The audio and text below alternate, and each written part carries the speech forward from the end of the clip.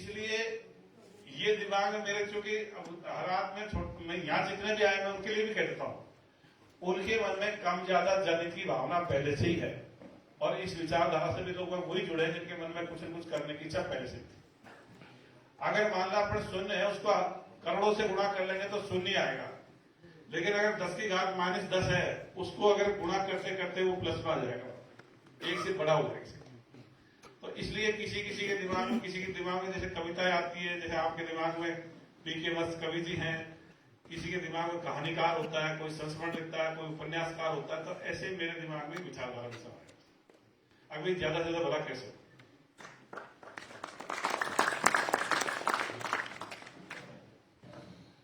ये कह रहे हैं खाने में 1 घंटा लगेगा, मुझे ठीक है, कोई दिक्कत नहीं, तो अब चल कंटिन्यूस टाइम हो जाएगा। तो इस तरह से मैं करीब 20-25 साल से किसी भी धार्मिक गतिविधि में भाग भी नहीं लेता था, और मैं कभी मानता भी नहीं था। जैसे मैं कई जगह जाता हूँ तो कई लड़के जैसे नए नए होते हैं, साहब मैं आपकी गारंटी लेता हूँ कि आप लक्ष्मी पूजन करते होंगे। मैंने भाई आप कब से जानते हो? अच्छा अभी से जानने लगा हूँ, तो मेरी गारंटी क्यों ले रहे हो? तो वैसे प्रिजुडिस हो जाता है लोगों, वो देखते मैं जैसा हूं तो ऐसे सारे हो गए, वो पहले से चल रहे हो। तो मैं तो 20-25 साल ऐसे हो गए, शायद मैं नहीं मानता, और कोई धार्मिक गतिविधि में भाग नहीं लेता, और व्यक्तिगत भी नहीं करता। ऐसा नहीं है कि जैसे बहुत सारे लोग ऐसा कहीं कहते हैं घर पे करता हूँ, मुझे क्या पैसा डबल रोल कोई जरूरत नहीं पड़े। तो मानव वर्तमान समाज कैसा है, जैसे अपने डॉक्टर साहब घसीलाल जी ने बताया अपना ट्रांजिशनल पीरियड में है, तो वर्तमान समाज हमारा कैसा है?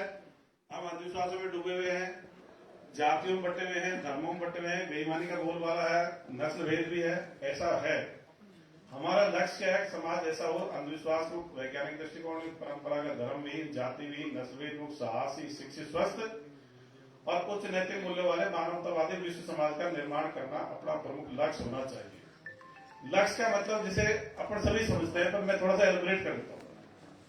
जैसे कोई बच्चा 6ठी क्लास में पढ़ता है और उसका लक्ष्य है भाई मुझे डॉक्टर बनना है, तो कैसे प्राप्त करेगा लक्ष्य को? वो 7वीं क्लास पढ़ेगा, 8वीं पढ़ेगा, 9वीं पढ़ेगा, 10वीं पढ़ेगा, 10वीं 11वीं जाके बायोलॉजी साइंस लेगा, बायोलॉजी साइंस के बाद में नीट वगैरह की परीक्षा देगा, फिर उसमें सफल होगा तो MBBS करेगा, इस तरह से बनेगा। तो लक्ष्य का मतलब धीरे धीरे धीरे उस तरफ बढ़ना है। तो वर्तमान समाज से हमको इधर का हमारा लक्ष्य है इस तरह से जाना। अपन मान लें पहाड़ पे चढ़ना है, नीचे खड़े हैं, तो चोटी पे कैसे जाएंगे? एक एक कदम बढ़ाते जाएंगे, ऐसे लक्ष्य पूरा करेंगे। तो लक्ष्य का मतलब यही है।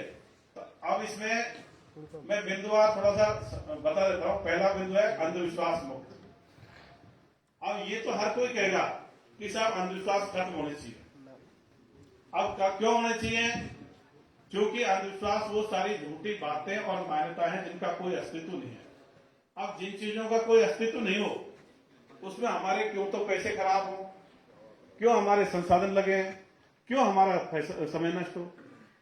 हमारा समय, संसाधन, पैसा किसमें लगना चाहिए? जीवित लोगों के लिए लगना चाहिए। पहले खुद के परिवार के लिए लगाइए, फिर अड़ोसी पड़ोसी की मदद कर सकते हो, और ज्यादा बचता है तो गांव के लिए मदद कर सकते हो, और ज्यादा बचता है तो फिर एरिया की मदद कर सकते हो, और पूरी मानवता की मदद कर सकते हो। और करीब करीब सभी इसी पॉइंट पे चलते हैं, मतलब इस तरह से आगे बढ़ते हैं। लेकिन मुख्य है कि भाई हमारा जीवित लोगों के लिए लगे। कई बार अपने सामूहिक रूप से मिलकर के दूसरे की मदद भी कर देते हैं। वहां अपन परिवार छोड़ के, जैसे मान लो कोई सोशल मीडिया पर किसी ने डाल दिया साहब ये औरत विधवा हो गई, इसके कमाने वाला कोई नहीं है, 2-3 लड़कियां हैं, कई तरह से मतलब गरीब हालत में, जमीन भी नहीं है, तो बहुत सारे लोग उनकी मदद करते हैं। ये भी मतलब मदद का तरीका है, सामूहिक रूप से मदद कर देते हैं। अब अंधविश्वास क्या बातें हैं?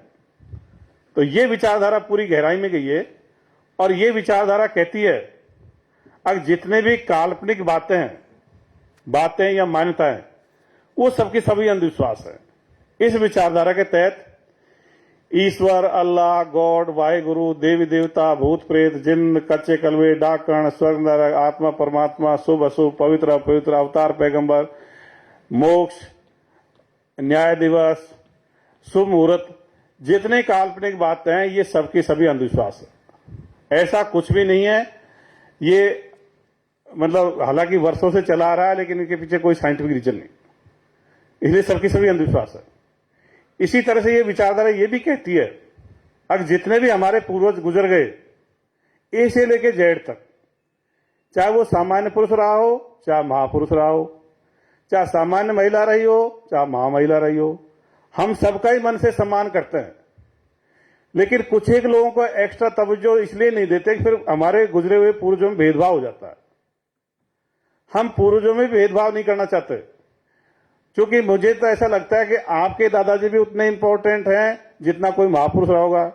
महापुरुष का भी अपने जीवन में योगदान रहता है, लेकिन अपने दादाजी या पिताजी का सबसे ज्यादा रहता है।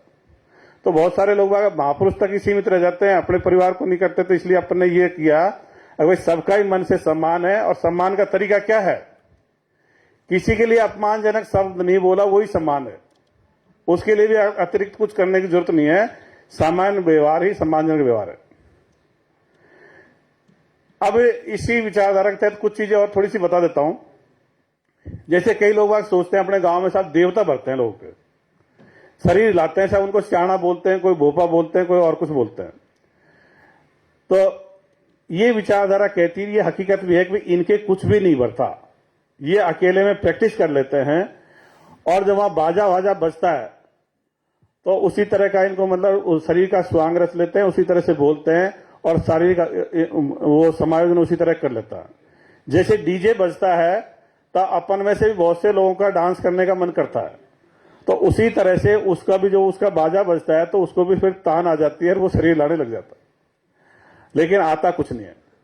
इसी तरह से जो लोगों के अपने औरतों के या लड़कियों के कई समस्या आती हैं कि साहब इसके भूत प्रेत लग गया, उनके कई बीमारियां होती है, जैसे सिजोफ्रेनिया हो गया, हिस्टीरिया हो गया, कोई सिंड्रोम हो गया, इस तरह की कोई साइकोलॉजिकल बीमारी होती है, उनके भी कुछ नहीं बढ़ता।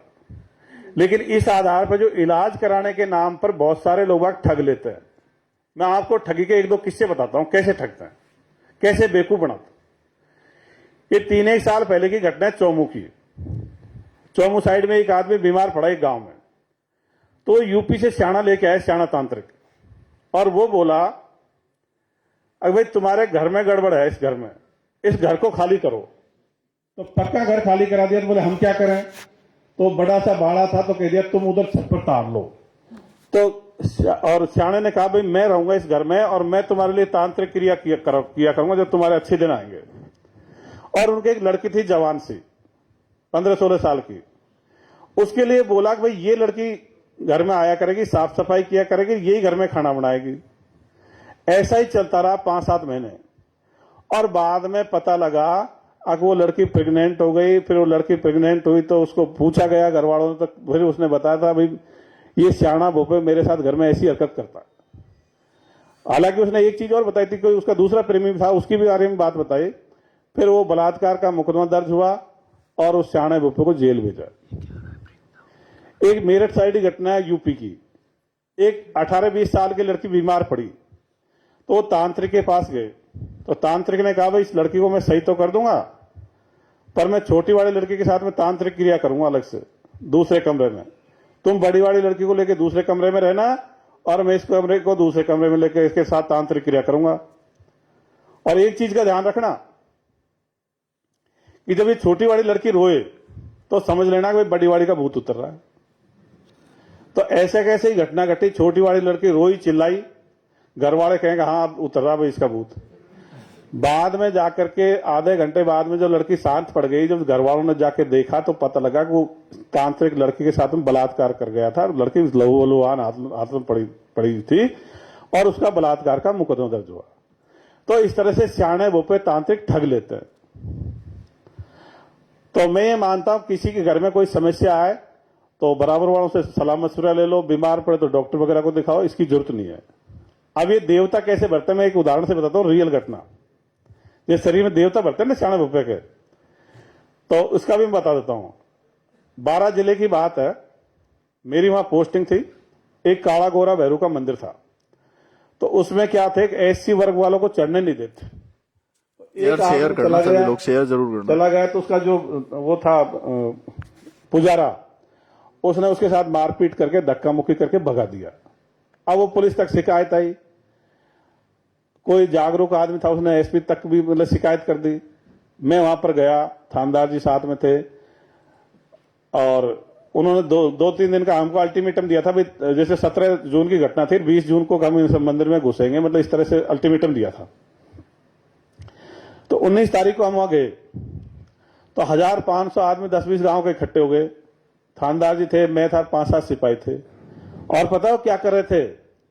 उस मंदिर के आगे बल्ली लगा रहे थे और बल्ली गाड़ रहे थे। मैंने भाई ये क्यों कर रहे हो?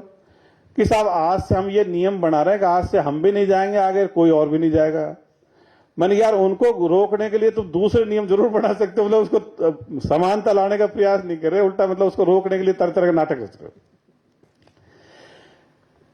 तो फिर क्या होता है कि हम उनको समझा रहे थे, वो हमारा विरोध कर रहे थे, जैसे गांव में होता है। उसी दौरान वहां का जो मेन घुड़ला था उसके देवता आ गया। अब जैसे ही उसके देवता भरा तो गांव वालों ने सबने जय बोल दी उसकी। वो यूं यूं करके यूं मतलब उसने मुद्रा बनाई और यूं गिर गया और उसे देवता भर रहा था। जैसे ही गांव वालों ने जय खत्म करी, मैंने उससे कहा मैंने उठा के फेंक दूंगा नाटक किया तो। पता उसने क्या किया? वो खड़ा हुआ और मुझे हाथ जोड़ दे, सब गलती हो गई, मेरे देवता नहीं चढ़ेंगे। फिर वहां एक अंधविश्वास और फैला रखा था कि साहब यहां से पेड़ों की कोई अगर टहनी भी तोड़ ले जाता तो मर जाता है। मैंने यार मैं मर जाऊंगा, मैं तोड़ ले जाता हूं। तो मेरा कहने का मतलब है कि तरह तरह का अंधविश्वास है, कोई देवता वेवता कुछ नहीं बढ़ते। आप सभी शेयर करते मैं गारंटी से कहता रहना, बाद में चाहे डिलीट कर देना, जो अभी कोई शेयर अगर करो आपके सारे गांव लोग। में ऐसा कोई केस है जो कहता है मेरा आता है, उसको आप अकेले में तसल्ली से पूछ लेना, भाई तू ऐसे नाटकबाजी क्यों करता है, तो वो बता देगा सारी बात। इसी तरह से जो अपने पुराने किस्से सुनते हैं ना, भूत प्रेत जिंद के किस्से सुनते हैं, अगर साहब फलाने नाले में भूत था, बड़ के पेड़ में भूत था, या नीम के पेड़ के नीचे जिन था, ऐसे सुनते हैं अपन। ये भी कुछ नहीं थे। इसको मैं एक उदाहरण से सही बताता हूं, है क्या इसमें पीछे, इसके पीछे है क्या रीजन। एक गांव था मंडावर के पास में, मैं पूरा ही बताता हूं, मूनापुरा गांव था। तो वहां एक जिंद आता था। तो जिंद क्या करता कि साहब घी दूध भी खा जाता और औरतों के साथ भी गलत काम कर जाता, अपने मानता है जिंद तो कर जाता है। तो ऐसे कई घरों में कर गया। तो कुछ लोगों ने सुन लिया कि काला काला सा जिंद आता है। तो एक दिन क्या होता है कि एक आदमी पेशाब करने निकला, अंधेरी रात थी, वो पेशाब करने निकला तो उसके घर में ही जिंद आ रहा था।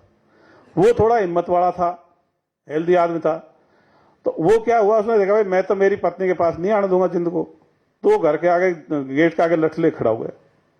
जब जिंद नजदीक आया उसने हाथ में लठ देखा तो जिंद डर गया, जिंद उल्टा ही चला। अब उसने जिंद को पता लगा भाई इसने मुझे देख लिया। तो क्या किया जिंद ने, भाई इसने मुझे देख लिया, क्या अपने मतलब क्या मानता है, धारणा क्या है कि भूत जिंद उल्टे पैर चलते हैं, इसलिए उसको देखते ही जिंद उल्टे पैर चलने लग गया। उसकी भी हिम्मत बढ़ गई, वो भी उसके पीछे पीछे चला। वहां भैंस का खूंटा गड़ा हुआ था, उसमें जिंद का पैर अड़ गया, जिंद गिर गया। और जैसे ही जिंद गिरा उस आदमी की हिम्मत बढ़ गई, उसने उसके 10-5 तड़ातड़ लठ फटकार दिए और जिंद पड़ा का पड़ा ही रह गया। फिर वो चिल्लाया और घर वालों को और गांव वालों को बुलाया। तो लोग बाग भाग के आए और सबने कहा यार जिंद पड़ा है। तो लोगों ने कहा यार देखो तो सही जिंद होते कैसे हैं, उजाड़ा करो। तो उजाड़ा मतलब उस समय दिया बाती लाए और देखा तो पता लगा गांव का एक आदमी था जो काड़ा तेल लगा के आता था। तो ये भूत जिंद कभी भी नहीं थे, चालाक टाइप के आदमी भूत जिंद बन जाते हैं, अपने भोड़े वाले लोग बाग उसको सही मान लेते। अब कुछ दिन पहले चोटी कटने वाली घटनाएं सुनी थी कि नहीं सुनी थी? अपन जैसे जेंट्स हैं वो भी चाहते हैं भाई रात रात में हमारी भी दाढ़ी बनी हुई मिल जाए तो बहुत बढ़िया रहा, लेकिन किसी की दाढ़ी बनी मिलती है?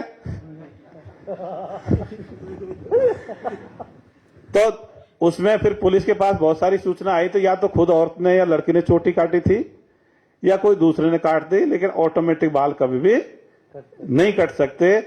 विज्ञान का विद्यार्थी इसको, वैज्ञानिक दृष्टिकोण को इसको स्वीकार कर ही नहीं सकता। कोटा की घटना है, एक लड़की 10वीं में पढ़ती, घर पे अकेली थी, घर वाले आए वापस तो उसकी चोटी कटी हुई थी, बेहोश जैसी हो रखी थी। हॉस्पिटल में ले गए, वहां पुलिस भी आई, डॉक्टर ने चेक किया, बिल्कुल सही थी। पुलिस वालों ने तसल्ली से पूछा लड़की से, भाई बात क्या है, तू सही बता, तू तो सही है। पता लड़की क्या बोली कि साहब मेरे बाल ज्यादा बड़े थे, मेरी सहेलियां चिढ़ाती थी, मुझे हिप्पी कट बाल रखने थे, इसलिए मैंने खुद नहीं काट दिए। तो सभी की घटना ऐसी थी, या तो किसी दूसरी दौरान जिठानी चोटी काट दी या खुद औरत ने काट ली, लेकिन ऑटोमेटिक चोटी नहीं काट सकते, ये बिल्कुल गलत। तो ऐसे हजारों उदाहरण हो सकते हैं। अपन ने क्यों सही मान आप एक बार लेते हैं, सभी कोई साथी कुछ भी शेयर झूठी करना है यार, बात बहुत लाके बढ़िया फैला सुना देता रहे है हैं सर। अपना, क्योंकि सभी दिमाग शेयर का करना है एक अपन बार। सोच विकसित नहीं हो पाई, इसलिए सब झूठी बातों को एक्सेप्ट कर लेते हैं, कुछ न कुछ तो होगा। लेकिन वैज्ञानिक तथ्यों के विपरीत जो बात है वो हो ही नहीं सकती, कहीं न कहीं झूठ या चालाकी होती है। नेक्स्ट पॉइंट है इसमें वैज्ञानिक दृष्टिकोण युक्त। अब वैज्ञानिक दृष्टिकोण क्या है? वैज्ञानिक दृष्टिकोण का मतलब जिज्ञासु मनोवृत्ति। ये शब्द अपने भारत में कम प्रचलन में है, साइंटिफिक एटीट्यूड या वैज्ञानिक दृष्टिकोण कम प्रचलन में है, पर इसको अपन को ज्यादा से ज्यादा प्रचलित करना है। जिज्ञासु प्रवृत्ति का मतलब हर घटना के गहराई तक जाना। ये पुलिस में आज तक भी ऐसी कोई सूचना हमारे पास नहीं आई एफआईआर कि साहब ये तो मर्डर जिन्नत ने कर दिया होगा। कभी एक भी एफआईआर नहीं आती साहब ये तो लूटपाट भूत की सी लगती है क्योंकि पुलिस गहराई में जाती है हर घटना के। इसलिए वैज्ञानिक दृष्टिकोण का मतलब है कार्य कारण सिद्धांत को मान रहा, कॉज इफेक्ट थ्योरी। हर प्राकृतिक घटना का कोई न कोई कारण होता है, बिना कारण के कोई घटना नहीं घटती। इसके विपरीत सिद्धांत है ईश्वरवादी दृष्टिकोण। ईश्वरवादी दृष्टिकोण में क्या कहते हैं भाई, हर घटना का कर्ता भगवान या ईश्वर होता है, तो उसको बोलते हैं डूअर इफेक्ट थ्योरी। करता है, डूअर है, उसका इफेक्ट पड़ रहा है। यह है कॉज है, उसका इफेक्ट पड़ रहा है। अब महीना भर पहले बरसात हुई, करीब करीब पूरे भारत में हुई, तो धार्मिक आदमी तो क्या बोलेगा भाई, इंद्र भगवान की माया है या अल्लाह की माया है इसलिए बरसात हो गई। और वैज्ञानिक दृष्टिकोण वाला क्या बोलेगा भाई, चक्रवात आया था उसकी वजह से यहां मतलब कम दबाव का क्षेत्र बना, बरसात हो गई। तो ये मतलब कॉज इफेक्ट थ्योरी और डूअर इफेक्ट थ्योरी का फर्क है। वो ईश्वरवादी दृष्टिकोण डूअर इफेक्ट थ्योरी है, ये कॉज इफेक्ट थ्योरी है। वहां कोई न कोई करता होगा, और जबकि अपनी विचारधारा कहते हैं इनका कोई करता नहीं तो कारण होता है। इस विचारधारा ये वैज्ञानिक दृष्टिकोण के आधार पर दो तीन चीजों का अपन और जगह भी स्पष्ट करते हैं, यहां भी कर देते हैं। एक तो मरने पे जैसे अपने कहते हैं हर कोई जीव मरता है तो उसमें आत्मा निकल जाती है और फिर वो स्वर्ग में जाती है, पुनर्जन्म लेती है। और ये भी सुना होगा बहुत सारे लोगों ने, अगर अमेरिका में एक प्रैक्टिकल हुआ था, एक आदमी मरने वाला था तो उसको कांच के बक्से में बंद कर दिया, और जैसे ही वो आदमी मरा तो कांच का बक्सा टूट करके आत्मा निकल के चली गई। अब अपन कहते हैं भाई इस प्रैक्टिकल को आप भी अपने घर पे कर लेना, तो अधिकतर जो पहले वाले लोग वो तो सब समझते हैं, लेकिन नए लोग कहते हैं हम कैसे कर पाएंगे। अपन कहते हैं कर सकते हो, क्योंकि हर एक जीव में आत्मा होती था। मक्खी, मच्छर, चींटा, झींगर लेके उसको कोई शीशी में बंद करो और फिर देखो कि आपकी शीशी टूटती है कि नहीं टूटती है। तो किसी की शीशी टूटने वाली मतलब कोई मरने पे आत्मा का निकलना, ये बहुत बड़ा झूठ चल रहा है। इसके आधार पे बहुत सारे ग्रंथ बन गए और बहुत सारी परिकल्पनाएं चल रही, जबकि वहां शून्य है इसका आगे। मरने पे होता क्या है, मरने पे हार्ट लंग्स काम करना बंद कर देते हैं। हार्ट लंग्स काम करना बंद कर देंगे तो अंदर ऑक्सीजन की सप्लाई बंद हो जाएगी, क्योंकि श्वसन के द्वारा ऑक्सीजन वहां तक जाती है। जब ऑक्सीजन रुक गई तो भोजन का ऑक्सीकरण बंद हो जाता है। जब भोजन का ऑक्सीकरण बंद हो जाता है तो शरीर में ऊर्जा बनना बंद हो जाती है, और जब ऊर्जा बनना बंद हो जाती है तो जो सारी जैविक क्रिया बंद हो जाती है, शरीर ठंडा पड़ने लग जाता है। और जब शरीर ठंडा पड़ने लग जाता है, एंजाइम है, ब्लड वगैरह इनका विघटन चालू हो जाता है। हालांकि इस मामले में डॉक्टर्स ज्यादा एक्सपर्ट होते हैं मेरे से, मैं तो एक मतलब थिंकर के हिसाब से बात कर रहा हूं, वो सच्ची गहराई से और जाता है। तो मरने पर आत्मा का निकलना, फिर इसका पुनर्जन्म होना, ये मरने के बाद जितनी घटनाएं किसने कही है, जीवित लोगों ने कही है। मरने के बाद तो किसी ने कुछ कही नहीं। तो ये सारी कल्पना है, ऐसा होता कुछ नहीं है। इसलिए स्वर्ग नर्क में जाना या उसका न्याय दिवस पे उसका फैसला करना, ये सब कल्पना है, ऐसा कुछ भी नहीं हो रहा। अब पुनर्जन्म क्या होता है, इस विचारधारा रखता है जो भी कोई जीव संतान पैदा करता है वो उसका पुनर्जन्म है। अपने बच्चे अपने पुनर्जन्म है, माँ बाप पूर्वजन्म है। अब कहते हैं साहब पूर्वजन्म का फल मिलता है, तो बिल्कुल मिलता है। किसी के दादाजी ने कहीं जमीन ले ली तो उसके पोते पोती आएगी। किसी के पिताजी ने मान लो जयपुर में मकान प्लाट ले ली तो उसके बच्चों का आएगा। माँ बाप से अपना डीएनए जीन्स मिलते हैं। बच्चे कैसे पैदा होते हैं ये भी अब विज्ञान की किताब में अपन ने सबने पढ़ लिया भाई, अंडाणु शुक्राणु के संयोग से बच्चे बनते हैं। कई बार तो भ्रूण को अपन मतलब 20-20 साल तक रख देते हैं पर्सनली में, तो बच्चे बनने की प्रक्रिया सबको पता लग गई। अब इसमें फालतू में फिलॉसफी की क्या जरूरत पड़ी, तो विज्ञान का विषय है। तो जीवित व्यक्ति या जीवित मतलब कोई भी प्राणी होगा वही संतान पैदा कर सकता है, मरने के बाद नहीं कर सकता। तो इसलिए जो भी संतान होती है वो उसका पुनर्जन्म ही है माँ बाप का, उसी के आधार पर फल मिलता है। अभी अपनी इस विचारधारा के तहत जो भी अब किसी के माँ बाप ने अच्छा पैसा कमाया तो उसके बच्चों को मिलेगा, किसी ने कर्जा कर लिया तो बच्चों को झेलना पड़ेगा। तो यही पुनर्जन्म है, इसके इतर नहीं होता। अगर साहब सांगानेर मर गया, साहब काणोता में जन्म ले लिया, अब वो कैसे जाएगा? क्योंकि वो तो पहले से अंडाणु शुक्राणु अगर मर जाएंगे तो बच्चा नहीं बनेगा, और पहले से जीवित है तो तीसरा कहां से आएगा? अब दशहरा मतलब दशहरी आम में कोई लंगड़ा आम घुसट जाएगा कि दशहरी के पेट में? नहीं आ सकता। तो यही पुनर्जन्म है विज्ञान के हिसाब से। और विज्ञान के हिसाब से पेड़ पौधों में वो क्षमता है जो निर्जीव को सजीव में बदल देते हैं। प्रकाश संश्लेषण के द्वारा खाद पानी मिट्टी निर्जीव लेते हैं, उसको सजीव में बदलते हैं। और सारे जीव जो प्राणी हैं वो तो उनको ही खाते हैं, पेड़ पौधों को शाकाहारी खाते हैं, फिर मांसाहारी उनको खाते हैं। तो पेड़ पौधों में वो क्षमता है जो सूर्य की जो प्रकाश ऊर्जा आती है उसको दूसरी ऊर्जा में बदल देते हैं, जीवन ऊर्जा में बदल देते हैं। अगला बिंदु है परंपरागत धर्मवीन। ये परंपरागत शब्द अपन ने क्यों लिया? वो इसलिए लिया कि धर्म शब्द के लोग कई अर्थ निकाल देते हैं कि साहब धर्म का मतलब तो धारण करना होता है, एक तरह से नैतिकता हो गई, तो आप तो नैतिकता खत्म कर दोगे। कोई कहता है साहब धर्म का मतलब गुण धर्म होता है, कैरेक्टरिस्टिक होते हैं, आग का धर्म जलाना है या पानी का गुण धर्म ठंडा करने का है, तो कैरेक्टरिस्टिक हो गई। अपना धर्म से मतलब है परंपरागत धर्म, जैसे ट्रेडिशनल रिलीजन्स या ऑर्गेनाइज रिलीजन बोल दो, संगठित धर्म बोल दो या परंपरागत धर्म बोल दो, जैसे हिंदू मुस्लिम सिख ईसाई जैन बौद्ध पारसी यहूदी, ये परंपरागत धर्म है। ये विचारधारा कहते हैं अब इन धर्मों की जरूरत नहीं है। इसके कई रीजंस है क्यों जरूरत नहीं है इनकी। क्योंकि एक तो ये धर्म विश्व स्तर की जो मानवता है उसकी पूरे विश्व की उनको ग्रुपों में बांटे हुए, गुटों में बांटे हुए। हर धर्म एक ग्रुप है, एक गुट है। इस्लाम एक गुट है, हिंदू एक गुट है, बौद्ध एक गुट है, जैन एक गुट है। तो जब तक ये धर्म रहेंगे अपने एक नहीं हो सकते। तो ये मानव निर्मित चीजें हैं। जाति धर्म बनाए किसने? मैनमेड है। तो इसलिए धर्म जब तक रहेंगे एक नहीं हो सकते। तो अपनों को सबको एक करने के लिए धर्मों को खत्म करना होगा। और क्या नुकसान है? अंधविश्वासों के स्रोत भी ये परंपरागत धर्म और इनके ग्रंथ हैं। अपनी सोच को सीमित रखे हुए हैं, अपन को दायरे में बांध रखा है। जैसे मान लो किसी को कमरे में बंद कर दिया जाए, या मान लो इस गेट को लगा दिया जाए तो ऑडिटोरियम बंद कर दिया जाए, या कुएं में बंद कर उतार दिया जाए, या इस तरह से। अब कैसे अपनी सोच इससे सीमित हो रही है वो मैं थोड़ा उदाहरण से बता देता हूं।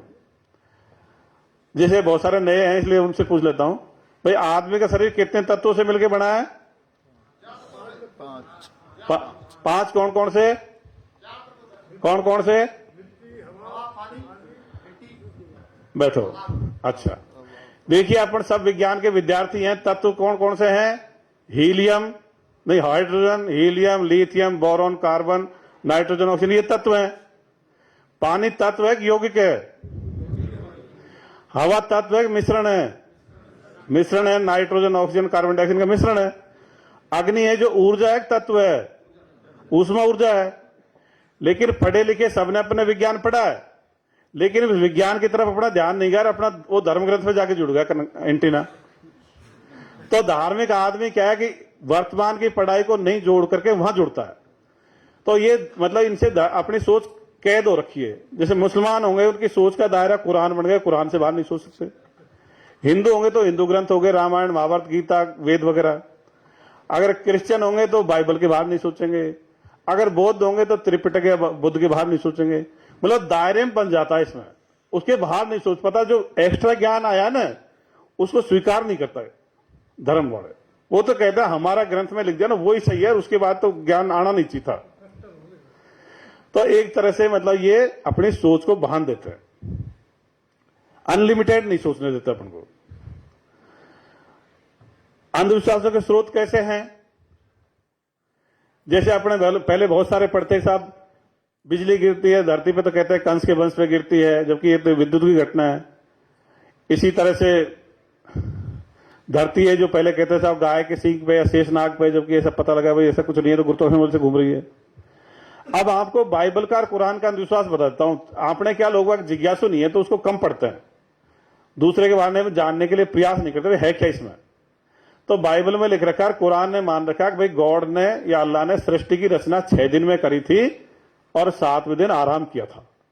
कि पहले दिन तो पृथ्वी बनाई, दूसरे दिन प्रकाश फैलाया, तीसरे दिन सूर्य चंद्रमा तारे बनाए, चौथे दिन पहाड़ बिछा दिए, पांचवें दिन चौपाई जानवर फैला दिए, छठे दिन कुछ काम किया और सातवें दिन गॉड ने अल्लाह ने आराम किया। अब देखिए इसमें अंधविश्वास कि साहब सूर्य चंद्रमा तीसरे दिन आए तो पहला दिन और दूसरा दिन कैसे गिना होगा? तो क्या बोलते हैं, अरे भाई सवाल मत किया करो, हमारी तो आस्था ही खराब हो जाती है। तो इसको ऐसे कैसे मान लिया करो। दूसरा सवाल, प्रकाश तीसरे दिन, सूर्य चंद्रमा तीसरे दिन आए, प्रकाश दूसरे दिन आ गया, बिना सूर्य चंद्रमा के प्रकाश आ सकता है? प्रकाश को सूर्य से धरती तक पहुंचने में 8 मिनट और 20 सेकंड लगते हैं, चंद्रमा से परावर्तित होकर आने में 3 मिनट और कुछ सेकंड लगते हैं, और वहां तो तीसरे दिन तो सूर्य चंद्रमा आए, दूसरे दिन प्रकाश आ गया। तो ऐसे झूठ लिख दिया। और क्या लिख दिया, धरती चौकोर है, जबकि धरती कैसी है? चौकोर। क्यों लिखा उन्होंने? क्योंकि उस समय उनको पुरानी दुनिया के 3 महाद्वीपों का ही पता था। पुरानी दुनिया के 3 महाद्वीप कौन कौन से हैं? एशिया, यूरोप और अफ्रीका। और 4 जो नई दुनिया के महाद्वीप हैं, इनकी खोज सबसे पहले कौन से महाद्वीप की खोज हुई थी? अमेरिका की। कोलंबस ने करी थी 1492 ईस्वी में। तो 1492 ईस्वी से पहले धरती के 4 महाद्वीपों का पता। अब देखिए, जिनको धरती का पूरा ज्ञान नहीं है और क्या कहते हैं स्वर्ग में ये चीज है, नरक में ये चीज है, अरे धरती का तो पूरा बता देते। और क्या बोला उन्होंने, अक्साब ये सूर्य वगैरह सब धरती के चक्कर लगाते हैं। बाद में इसको कोपरनिक्स ने कहा, फिर गैलीलियो ने कहा, लियोनार्डो ब्रूनो ने कहा कि भाई ये तो नहीं, सूर्य बड़ा है, उसका वो बल ज्यादा है, मास ज्यादा है, इसलिए उसके चक्कर लगाते हैं। कोई ऐसे किसी के चक्कर नहीं लगाता। जब उसमें ज्यादा भार होता है उसके छोटे भार वाला चक्कर लगाता है। तो इसलिए ये सारी झूठी बातें आपने सबने करीब बहुतों ने पढ़ लिया होगा। सन 1600 ईस्वी में पोप ने लियोनार्डो ब्रूनो को जलवा दिया था। इटली का जो था उसको सन 1600 ईस्वी में जलवा दिया था। और गैलीलियो को भी सजा दे दी थी कि भाई तू तो ये बाइबल के खिलाफ बोल गया, और उसने फिर माफी मांग ली थी पोप से, तब भी वो नहीं माना और उसको जेल में बंद कर दिया। और फिर वो उसका स्वास्थ्य खराब हुआ तो जेल में से उसको घर में जेल कर दी, और 1643 ईस्वी में घर में जेल में मर गया। उसके बाद पोप की संस्था ने शायद मेरे हिसाब से 1992 में जाकर माफी मांगी थी कि हमने गैलीलियो को गलत सजा दी थी। तो धर्म ग्रंथों ने क्या कर दिया, सोच को बांध देते हैं और खुद बांधते नहीं है, दूसरा सोचता है उसके भी क्या कहते हैं, तू भी मत सोचा कर। असली समस्या तो खुद के सोचने में नहीं है, कोई दूसरा बाहर सोचता था, अरे तो मेरी तो आस्था ही खराब हो जाती, तो सोचता क्यों ऐसे? तो धर्म ग्रंथ वाले जो धार्मिक लोग हैं क्या दूसरे को सोचने से और रोकते हैं, खुद नहीं सोचे वहां तक तो फिर भी चल जाती है, लेकिन दूसरे को भी कहते हैं मेरी भावना गड़बड़ हो जाती है, तू भी मत सोचा कर। तो ऐसे धर्म ग्रंथ मतलब अपन को सोचने से रोकते हैं। अब ये धर्म या धार्मिक दृष्टिकोण किससे आता है? परवरिश से आता है, ऑटोमेटिक नहीं आता। जैसे डॉक्टर साहब हैं, अपने मान लीजिए बड़ा सा हॉस्पिटल हो, जैसे मान लीजिए सांगानेरी गेट पे मतलब जनाना हॉस्पिटल काफी बड़ा है, इसे मान लीजिए 2 डिलीवरी हो, एक मुसलमान के बच्चा हो और एक हिंदू के बच्चा हो। और जब बच्चे होते हैं छोटे छोटे होते हैं, कोई पहचान भी नहीं होती, और उनमें अगर बच्चा अदल बदल हो जाए और हिंदू वाला बच्चा बदल के मुसलमान के चला जाए, तो बड़ा हो कैसे व्यवहार करेगा? वो मुसलमान जैसे करेगा। और मुसलमान का बच्चा हिंदू का अगर बड़ा हो कैसे व्यवहार करेगा? कुल मिला के कहने का ये मतलब है कि धार्मिक दृष्टिकोण परवरिश से आता है, ऑटोमेटिक नहीं आता। अपने छोटे बच्चे होते हैं, सब ने या तो किसी के बच्चे हैं या पोते हैं, सब देखते हैं, वो बच्चा हर चीज का अपन से पूछता है, ये क्या है, ये क्या है, ये क्या, सारी बात पूछता है। अपन नहीं जानते तो अपन क्या कहते हैं, तो भगवान की माया है, तू इसके ढोक दे दे, तू ये मांग ले, बस उससे चालू हो जाता है। तो इससे नुकसान होता है, मतलब उसका धार्मिक दृष्टिकोण बनता है, बच्चा नहीं पैदा होता हुआ बच्चा बाद में वैज्ञानिक दृष्टिकोण का ही होता है। इसलिए अपनी विचारधारा ये भी कहती है अगर ये धार्मिक शिक्षा बंद होनी चाहिए, सामान्य स्कूली शिक्षा ही पर्याप्त है। धार्मिक शिक्षा से व्यक्ति क्या, बच्चा छोटे से प्रेजुडिस हो जाता है। और क्या उसमें है, क्योंकि छोटा बच्चा अपने पर आश्रित होता है, उसका खुद का इच्छा नहीं है कि मैं इसको पढ़ूं, अपने घर वाले जिस स्कूल में या जिस संस्था में डाल देंगे वही पढ़ना पड़ता है। तो अपन ये कहते हैं अगर किसी को धर्म की किताब पढ़नी हो तो कॉलेज स्तर पर पढ़ाई जानी चाहिए, लेकिन ये मदरसा शिक्षा या गुरुकुल शिक्षा या कहीं भी अगर मान लीजिए इस तरह की शिक्षा दी जा रही है, उसकी जरूरत नहीं है, वो नुकसानदायक रहती है, बच्चे का उससे विकास नहीं होता। इवन इफ अपन ये भी कहते हैं स्कूलों में जो प्रार्थना का सिस्टम है ये भी बंद होना चाहिए, इससे भी बच्चे धार्मिक दृष्टिकोण के बनते हैं और डरपोक कमजोर बन जाते हैं। इसी तरह से ये धर्म में धार्मिक दृष्टिकोण वैज्ञानिक दृष्टिकोण और क्या फर्क है। एक आदमी रास्ते में चल रहा है और एक आदमी एक जगह खड़ा है। जो रास्ते में आदमी चल रहा है उसको नई नई चीजें दिखेंगे, जो एक जगह खड़ा है उसको एक बार में जो चीज दिखेंगे वही दिखेंगे। तो गीता कुरान बाइबल में 1000 साल पहले वही बात थी, आज वही बात है, 1000 साल बाद भी। विज्ञान में 20-30 साल पहले कुछ था, आज कुछ है, 20-30 साल बाद में और नई चीज आएगी। अगर ये दुनिया 3-4 हजार साल से जैसे समझदार हुई है, उसके बाद धर्म पे आ गई, ये ईश्वरवाद पे आ गई। अगर ये ईश्वरवाद पे ना आकर के अगर विज्ञानवाद पे होती तो ये मोबाइल 2000 साल पहले ही आ जाता। पर ये धर्मवाद में क्या कह दिया भाई, सारा कुछ ईश्वर अल्लाह गॉड ने कर दिया और ये किताब फलाना आदमी लिख गया, तुम इसको रिपीट कर लिया करो और खुद का दिमाग मत लगाया करो। तो ये धर्मों ने क्या खुद का दिमाग से सोचने से भी बैन कर दिया कि तुम मत सोचा करो, वो फलाना आदमी सोच गया। इसी तरह से ये विचारधारा कहते धर्मगुरुओं की भी जरूरत नहीं है। जब अपने धर्मों की जरूरत नहीं है तो धर्मगुरुओं की जरूरत क्या पड़ रही है। धर्मगुरु क्या कहते हैं भाई, सबसे ऊपर तो गुरुजी है, दूसरे नंबर पे ईश्वर है, माँ बाप को तीसरे नंबर पर धकेल दिया। अपन कहते हैं भाई धर्मगुरु की जरूरत नहीं है, ईश्वर होता नहीं है, माँ बाप ही फर्स्ट है। अब आप पे 3-3 भाग लग दिए जाएंगे तो उस सारे काम को ढंग से कर लोगे क्या। एक असाइनमेंट को तो आदमी ढंग से कर सकता है, लेकिन उसको अगर 3 गुना दे दिया जाए, भाई उसकी भी सेवा करके यार, इसकी भी सेवा करके यार, फिर इसका तो 1/3 टाइम बचा। तो एक्स्ट्रा उनका टाइम मतलब जो माँ बाप के हिस्से का, जो परिवार के हिस्से का टाइम वो उन्होंने खींच लिया। और वो क्या कहते हैं कि भाई भवसागर को तैराएंगे, इस तरह की बातें करते हैं, जबकि ऐसा कुछ है ही नहीं। भवसागर वगैरह ये सारी बातें मतलब काल्पनिक है। और वो कहते हैं माँ बाप की सेवा किया करो, झूठ मत बोला करो, बेईमानी मत किया करो। तो ये नैतिकता की बातें सब आदमी समझते हैं। तो ऐसे कोई धर्मगुरुओं की जरूरत नहीं है। और ये जो भारत में धर्मगुरु व्यवस्था आई है, ये कैसे आई है, ये पहले तो नहीं थी। आप देखिए रामायण में महाभारत में गुरुजी होते हैं, विश्वामित्र होता है, वशिष्ठ होता है, सांदीपन होता है, और द्रोणाचार्य होता है, कृपाचार्य होता है। अपन पढ़ते हैं, वो कोई धनुष विद्या सिखाता है, कोई राजनीति सिखाता है, कोई दूसरे हथियार चलाना सिखाता है। फिर ये भवसागर तैराने वाली बात कहां से चालू हुई, इसका बता देता हूं। जब भारत में इस्लाम आया तो इस्लाम में क्या उसमें रोल होता है पैगंबर का। अगर भाई पैगंबर तुम्हारे इस जीवन में तो मदद करेगा ही करेगा, लेकिन बाद में जब कयामत का दिन आएगा, न्याय दिवस आएगा, तब तुम्हारे वहां अल्लाह के सामने तुमको ले जाया जाएगा, अल्लाह या गॉड के सामने। और वहां पर तुम्हारे लिए जो पैगंबर एक खड़ा मिलेगा, ये तुम्हारा वकील बनेगा और कहेगा साहब ये रामलाल ठीक आदमी था, इसको तो इधर ले लो, और ये फलाना ठीक नहीं था, इसको नरक में डाल दो। तो वो का वो रोल इन्होंने धर्मगुरुओं ने ले लिया। अपन को टीचर्स की जरूरत तो है, शिक्षक व्यवस्था तो अपने लिए बहुत सही है, लेकिन धर्मगुरु व्यवस्था की जरूरत, धर्मगुरु या आध्यात्मिक गुरु की जरूरत नहीं है। वो उन्हीं बातों को घुमा फिरा कहता है। किसी गुरु में ऐसा कोई ज्ञान नहीं होता जो अपन नहीं जानते। जो एक्स्ट्रा बोल रहा है वो झूठ है, वो काल्पनिक बात है। अगला बिंदु है इसमें जातिवीन का। ये भारत का बहुत डिबेटेड इशू है, जाति वगैरह। भाई जाति खत्म होनी चाहिए, नहीं होनी चाहिए, खत्म होनी चाहिए, क्यों होनी चाहिए। तो मैं बता दूं, भारत में अपन इतिहास जब पढ़ते हैं भारत का, तो अपने देश ने हजारों साल की गुलामी झेली है। गुलामी का इतिहास मैं आपको याद दिला देता हूं। 1192 ईस्वी में मोहम्मद गोरी आया था। उसके बाद में गुलाम वंश, खिलजी वंश, तुगलक वंश, सैयद वंश, लोधी वंश, मुगल वंश और अंग्रेज।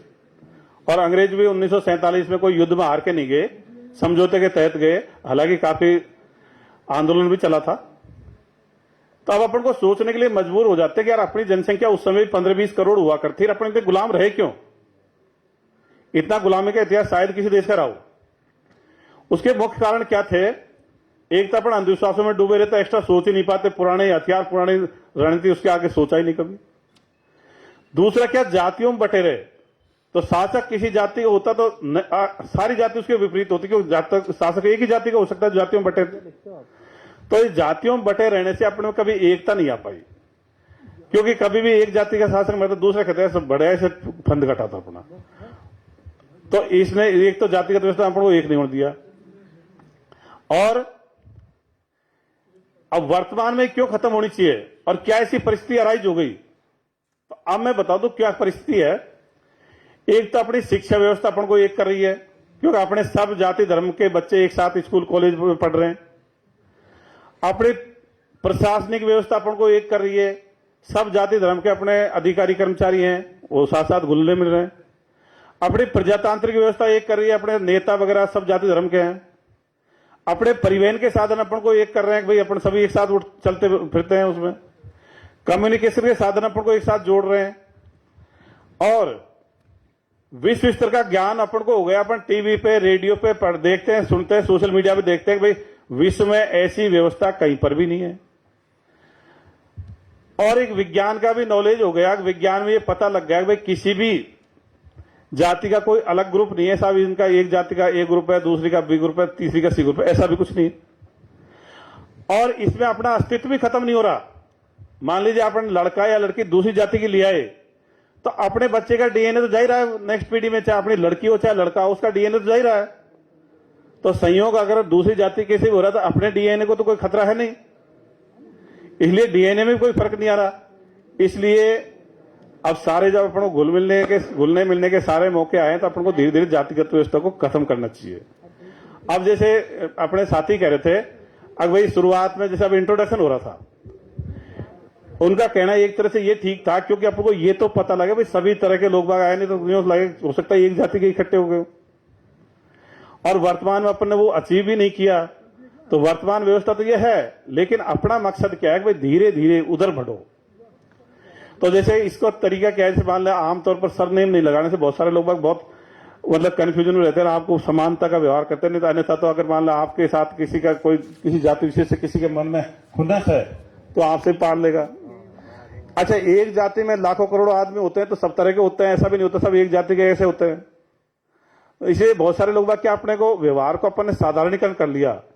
फलानी जाति से मेरी एक से झगड़ा हो गया तो उस जाति को मैंने खराब मान लिया, मुझे दिमाग ही नहीं लगाया मैं अच्छे से अच्छे उस जाति का अच्छा भी होगा ना तो भी इग्नोर करूंगा। और अगर मेरा बड़ा अधिकारी होगा तो नहीं करूंगा, लेकिन छोटा होगा तो मैं जरूर उसके साथ करूंगा। तो कुल मिला के इससे अपने मतलब धारणा वगैरह में कई फर्क आते हैं। और इसको धीरे धीरे अच्छा बहुत सारे इसमें आत्महत्या करनी पड़ जाती है। जैसे मान लो बच्चों में लव हो गया, लड़का लड़की है, अब ऐसे लव अफेयर हो गए, मतलब साथ साथ पढ़ रहे हैं और किसी तरह से साथ साथ पढ़ गए, तो बहुत सारे लोगों को अपने नए नए बच्चों को सुसाइड करना पड़ जाता है, ऑनर किलिंग हो जाती है। तो अगर अपने मन में धीरे धीरे धारणा इसकी बदलेगी कि भाई अब कुछ नहीं यार सब बराबर ही है, ऐसी कोई बात नहीं है, तो ये इररिलेवेंट सी चीज हो जाएगी आगे चल के। तो इसलिए धीरे धीरे अपन को जातियों को खत्म करना है। और इसका भी खराब रूप क्या है, छुआछूत का। अपने गांव में छुआछूत है, किसी से छुपा नहीं है। यहाँ पे जो इंटेलेक्चुअल आए मैं उनको ज्यादा सवाल नहीं करूंगा क्योंकि सभी समझदार हैं। तो अपन को हर घर से मतलब छुआछूत को खत्म करना चाहिए। ये अमानवीय है, मानवाधिकारों को हनन है, किसी भी तरह स्वीकार नहीं होना चाहिए। मानवता पर अन्याय भी है। अभी भी अपन पढ़ते हैं, अभी 2-1 दिन में घटना अपन ने सुनी है साहब। एक तो कोटपुतली साइड में कहीं सुनी थी कि भाई पता नहीं कौन से काम आई थी कि भाई वो घोड़ी पे नहीं बैठने दिया, या कोई दूसरी जगह भी आई थी। तो ये मतलब ऐसी घटनाएं अपने लिए ये यूएनओ तक भी जाती हैं और पूरे वर्ल्ड में अपनी मतलब एक तरह से हंसी मजाक उड़ती है कि यार अभी भी वो इतने बावड़े बैठे हैं क्या। भाई घोड़ी वगैरह जानवर है, भाई ए बैठ गया, बी बैठ गया, सी बैठ गया, इससे फर्क क्या पड़ रहा है। लेकिन वो जो आदमी इसका विरोध कर रहे हैं वो भी अपने समाज के ही हैं।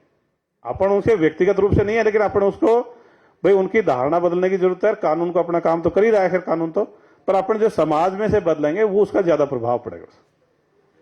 अरे वो लगा था ना, ये क्या लगा रहा अपना बैनर तो। अगला बिंदु है नस्ल भेद मुक्त। नस्ल भेद का मतलब जैसे आदमी की नस्लें होती हैं, अंग्रेज गोरे होते हैं, वेस्ट इंडीज वाले काले होते हैं, चीन वाले मंगोल नस्ल के हैं। तो नस्लों का मुख्य कारण तो भौगोलिक कारण होता है। भाई जहां ज्यादा गर्मी पड़ती है वहां के लोग काले होते हैं, जहां ज्यादा सर्दी पड़ती है वहां के लोग गोरे होते हैं, जब समशीतोष्ण जलवायु है वहां के अपने जैसे मध्यम रंग के होते हैं। जहां ज्यादा सर्दी पड़ती है वहां हवा ठंडी होती है, इसलिए उनकी नाक का पैसेज थोड़ा लंबा होना चाहिए, वहां की नाक लंबी होती है। जहां ज्यादा गर्मी पड़ती है वहां नाक की लंबी की जरूरत नहीं पड़ती, पहले से बाहर गर्म है हवा, इसलिए आमतौर पर जो गर्मी वाले प्रदेशों में नाक छोटी होती है। और भी अंग है उसी तरह से विकसित होते। अगला पॉइंट है इसमें साहसी।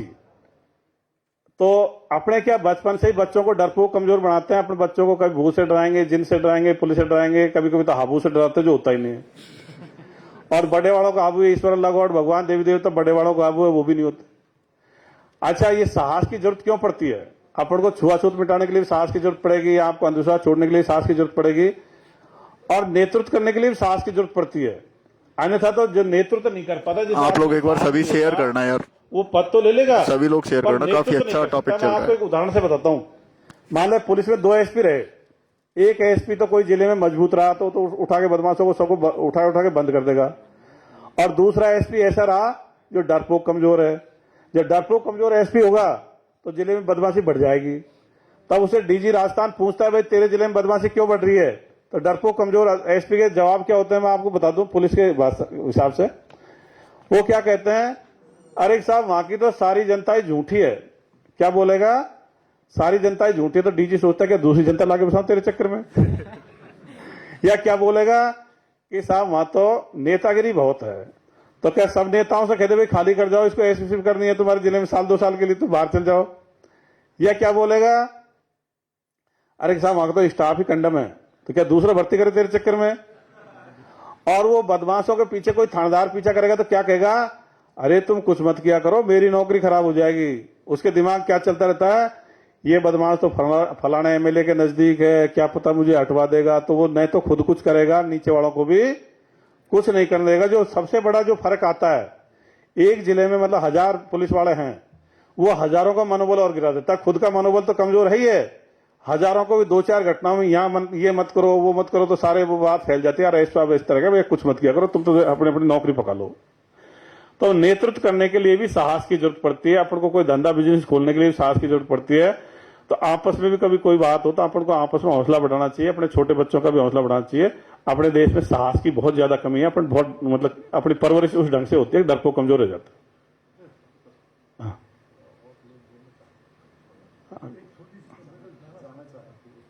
रुक जाओ थोड़ी देर। अगला पॉइंट है शिक्षित का।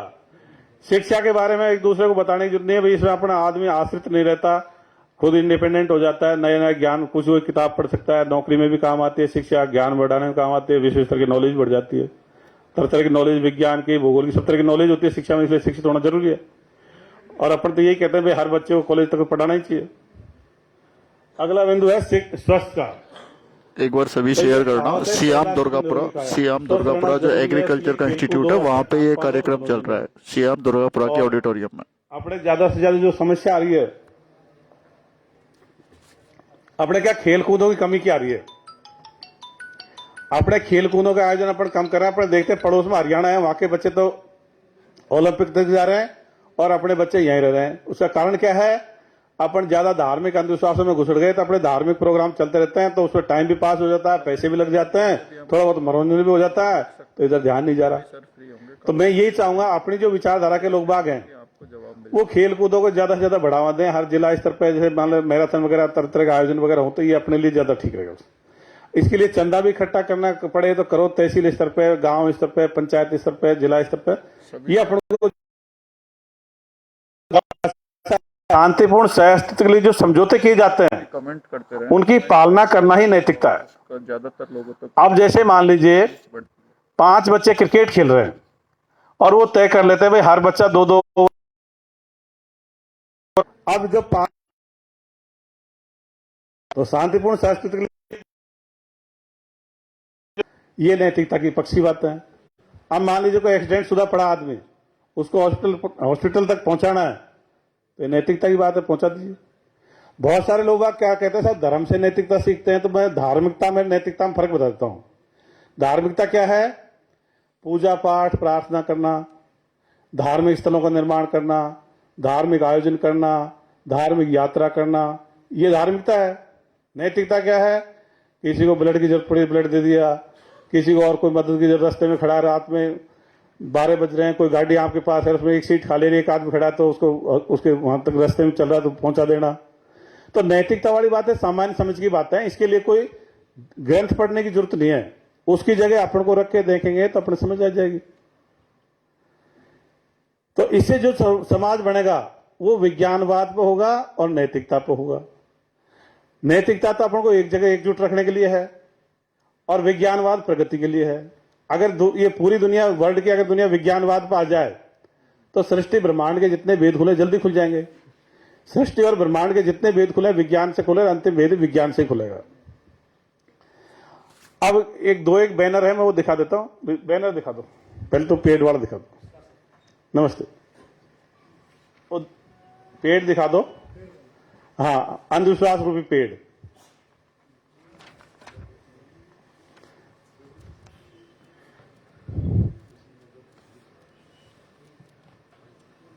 ये नहीं,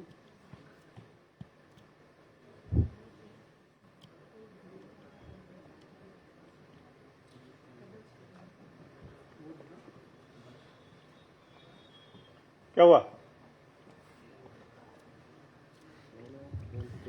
ये पेड़ों से अपन ने तुलना करी है, मतलब पेड़ होता है, पेड़ के 4 भाग होते हैं, जड़, तना, टहनियां, पत्तियां। उनको अपन को अंधविश्वास की क्या तो जड़ है, क्या उसका तना है, क्या उसकी टहनी पत्ती, उससे तुलना करिए। और विज्ञान तकनीकी रूप में पेड़ भी है, उसकी जड़ क्या होनी चाहिए, उसका तना क्या होना चाहिए, उसका टहनी पत्ती क्या होनी चाहिए, ये दोनों में दिखाया। लगाओ भाई, ये है अंधविश्वास रूपी पेड़। तो अंधविश्वास की जड़ क्या है पेड़ की? ईश्वर, अल्लाह, गॉड, वाहिगुरु, ये अंधविश्वास की जड़ है। जैसे ईश्वर को माना, सब चीज का कर्ता धर्ता वो बन गया, आत्मा निकल के फिर उसमें जाएगी, वही सब कुछ कंट्रोल करने लग जाता, तो ये जड़ है। जैसे अपने ईश्वर को खत्म किया जड़ को, आत्मा का चक्कर खत्म हो जाएगा, सारी चीज खत्म हो जाती है, आगे चीज बढ़ती नहीं है। तो जड़ तो है ईश्वर, अल्लाह, गॉड। तना क्या है इसका? धर्म या पंथ। धर्म क्या? हिंदू, मुस्लिम, सिख, ईसाई, जैन, ये धर्म हो गए। पंथ क्या हो गया? जैसे कबीर पंथ, राधा स्वामी, ये धर्म पंथ हो गए। तो ये तना हो गया। अब इसकी टहनियां, पत्तियां क्या हैं? अरे यार बीच में डिस्टर्ब मत करो। इसके टहनी पत्ते क्या है? स्वर्ग, नरक, भूत प्रेत, आत्मा, चुड़ैल, डाकण, आउत, देवी देवता, फरिश्ते, जिन, ज्योतिष, मोक्ष, न्याय दिवस, शुभ मुहूर्त, पूजा पाठ, प्रार्थना, भाग, वास्तु, मूर्ति पूजा, पवित्र, अपवित्र, शुभ अशुभ, अवतार, पैगंबर, ये क्या है? टहनियां, पत्तियां। तो अगर किसी पेड़ को नष्ट करना हो तो कहां से नष्ट होता है? जड़ से। तो जब तक ईश्वरवादी दृष्टिकोण रहेगा, अपना वैज्ञानिक दृष्टिकोण नहीं बनता। जब ये जड़ को देके बैठेंगे तो फिर बैठेगा नहीं। दूसरा पेड़ बताइए भाई। देखो, ट्रांजिशनल पीरियड है, आपकी बात तो सारी सही है, ऐसा है। इसका मैं बता दूंगा क्या इसका नुकसान क्या हो रहा है, इसका बता दूंगा थोड़ा। मैं आप पूरा थोड़ा धैर्य सुन लो। विज्ञान तकनीक, हाँ, ये पेड़, सबका जवाब इसमें है। यह है विज्ञान तकनीकी रूपी पेड़। अरे नीचे सही करो ना इसको, इतना बड़ा देखिए, इसको छोटा करो थोड़ा, साइज छोटे करो। इसकी जड़ पे क्या लिख रखा है? वैज्ञानिक दृष्टिकोण। इसके तने पे क्या लिख रखा है? वैज्ञानिक खोज, बहुत सारी खोजें। इसके टहनियां, पत्ते क्या हैं? ये कंप्यूटर होगा, मोबाइल होगा, जितने भी सारे या विज्ञान की जितनी सारी बातें हैं वो इसकी टहनियां, पत्तियां हो गई।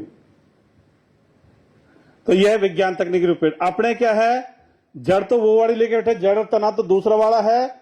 और अपन क्या चाहते हैं? टहनियां, पत्तियां ये वाली खिल जाएं, तो ये खिलेगी नहीं। ठीक है। अब अपने साथी ने कहा, मैं आपको बताता हूं कि साहब इसका क्या है। तो मुसलमानों के कितने देश, जैसे आपने कहते थे वो अल्लाहवादी या ईश्वरवादी हैं। मुसलमानों के कितने देश हैं वर्ल्ड में? 56-57 देश है। 56-57, कम ज्यादा जनसंख्या और में, और लगभग 2 अरब की जनसंख्या है। और 20-30 देशों में तेल निकलता है, मतलब पेट्रोलियम निकलता है, अच्छे पैसे वाले हैं। लेकिन विज्ञान तकनीकी में उनका शून्य योगदान है। तो कोई देश या व्यक्ति अगर अंधविश्वास में डूबा रहेगा तो डूबा रहे, वो पिछड़ जाएगा। आपको पता है हथियारों का सबसे बड़ा आयातक देश कौन सा है वर्ल्ड में? आयातक देश सबसे बड़ा अभी सऊदी अरब हो गया। पहले भारत हुआ करता था। तो भारत और सऊदी अरब टक्कर ले रहे हैं। तो इसलिए कोई बात, ये विज्ञान तकनीक। तो आप कह रहे हो ना साहब ये मिटेगा नहीं, तो पिछड़ जाएगा। अपन को जैसे भारत देश है, अपन को टक्कर तो लेनी चाहिए थी रूस से, चीन से, अमेरिका से, जर्मनी से, जापान से, इंग्लैंड से। और टक्कर किससे ले रहे हैं? सऊदी अरब से, पाकिस्तान से, बांग्लादेश से, अफगानिस्तान से। तो इसलिए पिछड़ जाएंगे। आप देखिए इनके सबके जवाब। भाई अपनी जनसंख्या कितनी है भारत की? 135 करोड़। मतलब कितने दिमाग हो गए? 135 करोड़। फ्रांस की जनसंख्या कितनी है? 6.5 करोड़। रूस की 14 करोड़। दक्षिण कोरिया की 5 करोड़। इजराइल की 90 लाख। हमारे देश में बेरोजगारी क्यों बढ़ रही है? क्योंकि हमारे रोजगार तो बाहर जा रहे हैं, हमारे दिमाग नहीं चल रहे। हमारे 135 करोड़ दिमाग है वो चल नहीं रहे। हमारा कैसे रोजगार बाहर जा रहे हैं? हमारे लिए राफेल विमान कौन बना रहा है? एक राफेल की कीमत 1600 करोड़ रुपए की है। तो 40 राफेल विमान का सौदा किया है वो 59,000 करोड़ का। 59,000 करोड़ का रोजगार कहां चला गया? फ्रांस में चला गया। चार्ज में लगा ना 68,000। मतलब अपने लिए 5 डिफेंस मिसाइल सिस्टम ने रूस ने बनाई है S-400। तो लगभग 6 खरब का रोजगार कहां चला गया? रूस में चला गया। हमारे लिए 4500 करोड़ रुपए की भारी तोप बनाई है दक्षिण कोरिया ने, अमेरिका ने। तो रोजगार कहां चला गया? अमेरिका चला गया। हमारे लिए ड्रोन वगैरह कौन बना रहा है? ड्रोन बना रहा है हमारे लिए इजराइल। तो रोजगार कहां चला गया? इजराइल चला गया। हमारे लिए इलेक्ट्रॉनिक आइटम चीन बना रहा था, रोजगार कहां चला गया? चीन में चला गया। तो इससे फायदा क्या हुआ? जो जितना धार्मिक देश है वो पिछड़ रहा है विज्ञान तकनीकी में। हमारे 134 करोड़ 135 करोड़ दिमाग नहीं काम कर रहे। कि साहब हमारी शिक्षा व्यवस्था खराब है, लेकिन ऐसा नहीं है। मैं आपको बता दूं अपनी शिक्षा व्यवस्था विश्व स्तर की है। जो चीजें रूस, चीन, अमेरिका में पढ़ाई जा रही है वही हमारे बच्चों को पढ़ाई जा रही है। इसको आप ऐसे परख सकते हो। जैसे अपने यहां कोई 12th में बच्चा है बायोलॉजी साइंस में और उसका नीट में सिलेक्शन नहीं हुआ, तो वो बच्चा जाके रूस में, चीन में, यूक्रेन में जाके MBBS कर रहा है नहीं कर रहा? अगर शिक्षा का सिलेबस या पाठ्यक्रम एक नहीं होता तो पढ़ सकता था क्या? तो शिक्षा व्यवस्था तो पूरे वर्ल्ड में एक ही है विज्ञान की। मैंने MNIT में गया था 4 साल पहले। तो लगा देने यार, तू क्या दिमाग खराब कर रहा है? 4 में लगा था? ठीक है, थोड़ी देर लगा रहने दो, हो जाएगा। तू लगा रहने देने यार। तो मैं MNIT में गया था 4 साल पहले। तो वहां सऊदी अरब के 5-6 बच्चे थे। तो अगर वो बच्चे पहले पढ़ के बराबर का सिलेबस नहीं आता तो यहाँ MNIT में पढ़ सकते थे क्या इलेक्ट्रॉनिक्स में? तो आपको बता दो विज्ञान का सिलेबस पूरे वर्ल्ड में एक ही है। करीब करीब वही किताबें चलती हैं और कॉमर्स का सिलेबस भी एक ही है। आर्ट्स वाले में थोड़ा फर्क है। जब भारत में भूगोल पढ़ाएंगे तो कैसे पढ़ाएंगे? भारत का भूगोल और विश्व का भूगोल, भूगोल के सिद्धांत पढ़ाएंगे। अगर रूस में पढ़ाएंगे तो कैसे पढ़ाएंगे? रूस का भूगोल और भूगोल के सिद्धांत, विश्व का भूगोल। इतिहास पढ़ाएंगे तो चीन में कैसे पढ़ाएंगे? चीन का इतिहास और विश्व का इतिहास। पॉलिटिकल सिस्टम भी ऐसे ही पढ़ाते हैं, भारत का पॉलिटिकल सिस्टम और विश्व के दूसरे देशों का। तो शिक्षा व्यवस्था अपनी विश्व स्तर की है और पूरे वर्ल्ड में लगभग एक है। पर कारण क्या है कि अपना जो दृष्टिकोण, ईश्वरवादी दृष्टिकोण या धार्मिक दृष्टिकोण हो गया, उससे अपने दिमाग नहीं चल रहे। जिन देशों में भी धार्मिक दृष्टिकोण के खुद के दिमाग नहीं चल रहे। तो ये भारत ही नहीं, जो देश इस्लामिक कंट्री जो कहां आगे बढ़ रहे हैं। धार्मिक दृष्टिकोण बिल्कुल आपकी बात से सहमत हूं, लेकिन हमारे यहाँ जो परिस्थिति है हमारे देश के अंदर, वो परिस्थितियाँ डिफरेंट है। डिफरेंट क्या है? हम यहाँ एकल धर्म वाले कैंडिडेट नहीं है कि हमारे पास अब एक धर्म है और उसमें सिर्फ मानवतावादी सब चीजें चल जाएंगी।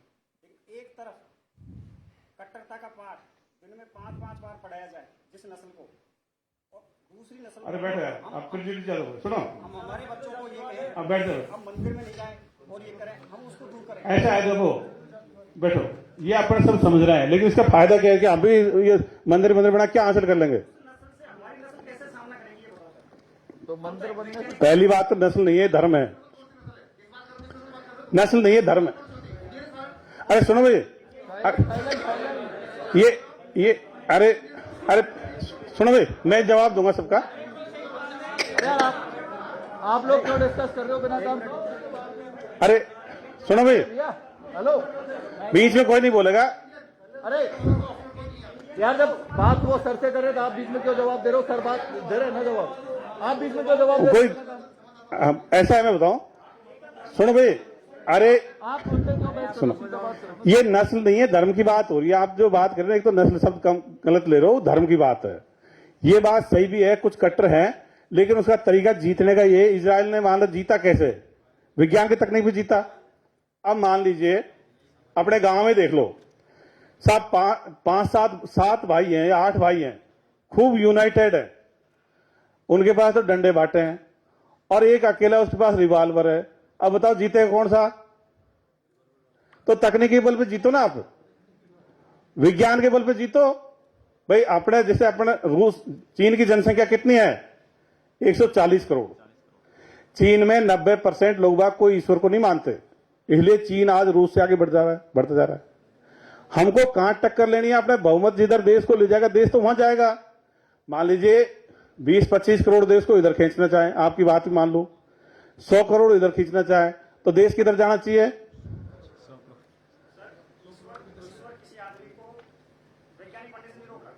अब देखो, आप बात को मत बदलो, आप बात को बदल गए। पहले आप तो हिंदू इस्लाम करे, फिर आप वैसे उस पर चले गए। अब आपको मैं बता रहा हूं ना, ये सबसे छुपा हुआ नहीं, वैज्ञानिक दृष्टिकोण, जिन देशों में धार्मिक दृष्टिकोण वो पिछड़ तो रहे हैं, आप देख लो ना कि आपको छुपाव किससे है। आपने देखा सऊदी अरब खूब कट्टर धार्मिक देश है, भारत भी उसी की टक्कर ले रहा है, तो जीत कहां रहा है? 12% हथियारों को उसने आयात किया, 9-10% अपन ने किया, तो टक्कर तो ले रहे हैं, तो जा कर रहे हैं।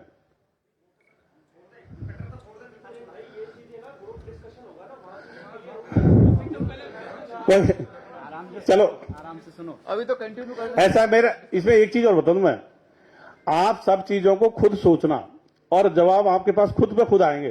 पूरा वर्ल्ड आपके पास सामने रखा हुआ है। रूस का उदाहरण है, मतलब कम्युनिस्ट देश था, किसी धर्म को नहीं मानता, वो अपने अभी वो 5 डिफेंस मिसाइल सिस्टम दिए। कल परसों आपने टीवी में देखा था, हमको AK-203 राइफल दे रहा कि नहीं दे रहा? मतलब 70,000 तो रूस बेचेगा और 6 लाख और 1,000 अपन बढ़ाएंगे। हमें ठीक आया कि नहीं आया टीवी में?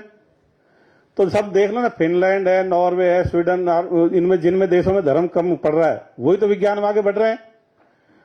धार्मिक दृष्टिकोण या ईश्वरवादी दृष्टिकोण इज इनवर्सली प्रोपोर्शनल टू वैज्ञानिक प्रगति। जितना कोई देश विज्ञान तकनीकी में पिछड़ा रहेगा, वो धार्मिक हो जाएगा। पश्चिमी देशों में खैर मेरे से ज्यादा बहुत सारे ना और विजिट की होगी। अभी 2015-16 में खबर छपी थी कि 9 देशों में धर्म खत्म होने कगार पर आ गया। और मैं भी गया था इंग्लैंड, वहां ये कह रहे थे कि अब चर्चों में लोगों ने आना बंद कर दिया, इवेंट मैनेजमेंट करके वो पैसा, मतलब उसका खर्चा नहीं चल रहा। तो हम वो जो चीजों का आप कह रहे हो ना, उनको तो अपन हजारों साल से लेके ही चल रहे थे, उनसे हासिल क्या कर लिया? वो अगर उनसे हम आगे बढ़ जाते तो 1000 साल मान ले, और भी अपन मैं कह दूं 1500 साल पहले तो इस्लाम नहीं था, तब हमने क्या कर लिया? उससे पहले शक, ओण, कुषाण सबने जीता इसको। अपन इतिहास जब पहले का भी पढ़ते हैं तभी ये तो हारा हुआ है। तो अपन ने हासिल क्या किया? तो कट्टरपंथ को हराने का तरीका विज्ञानवाद ही है। कट्टरपंथ से वो कट्टरपंथी, मैं कट्टरपंथी, तो दोनों जैसे 2 हिरण लड़ते हैं तो बाद में बघेरा आके दोनों को पकड़ लेता है, नहीं पकड़ लेता पीछे से तो दूसरा तीसरा आके पकड़ लेगा। यही थोड़ी है वर्ल्ड में। अगर साहब ये धार्मिक मैं धार्मिक, और कोई है ही नहीं। अंग्रेजों ने वहां से आके पकड़ लिया दोनों को।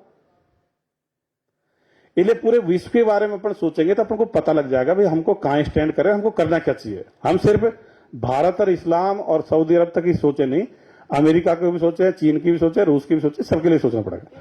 हाँ, अरे सुनो भाई, लास्ट में एक सुनो। अच्छा, एक चीज और बता दो लास्ट की। इसमें अभिवादन के शब्द हैं जय मानवता, जय नैतिकता, जय विज्ञान। यही शब्द क्यों लिए? क्योंकि ये जो अभिवादन के शब्द भी अपन को जो व्यक्तिवादी या धर्मवादी अभिवादन के शब्द भी बांटते हैं। मान लीजिए एक ने बोला राम राम, दूसरे ने बोला सलाम वालेकुम, वहीं से अणबण चालू हो गई। एक ने बोला जय माता जी, दूसरा कह रहा जय भीम, तो वहीं से अणबण चालू हो गई।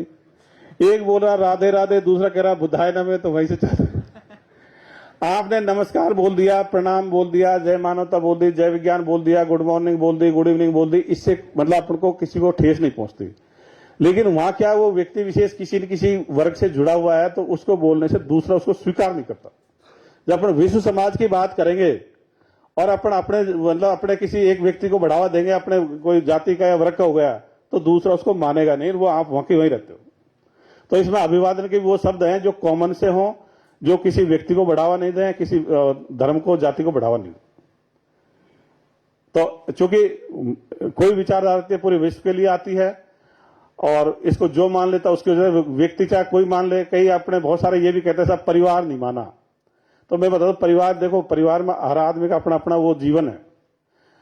मान लीजिए इसमें दो बात आती है, आपके परिवार ने मान लिया तो ये क्या गारंटी है सारी दुनिया ही मान लेगी, और मान ले किसी की पत्नी ने नहीं माना तो क्या उसे झगड़ा टंटा करके क्या, तो वो उससे तलाक ले लो और किसी आपस में हाथ में कर जाए, उससे क्या फायदा।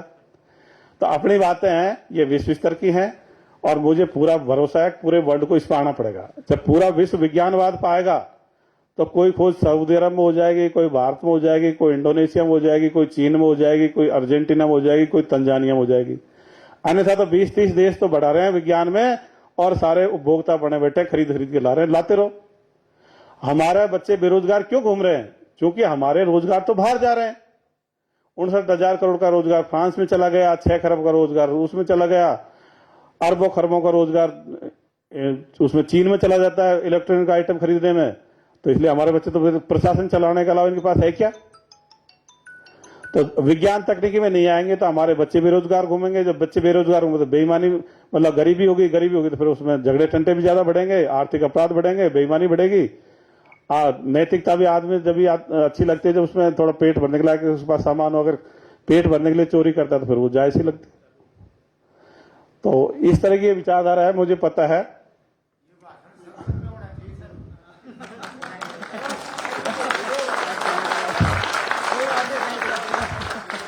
ये तो देखो आपका बड़प्पन है।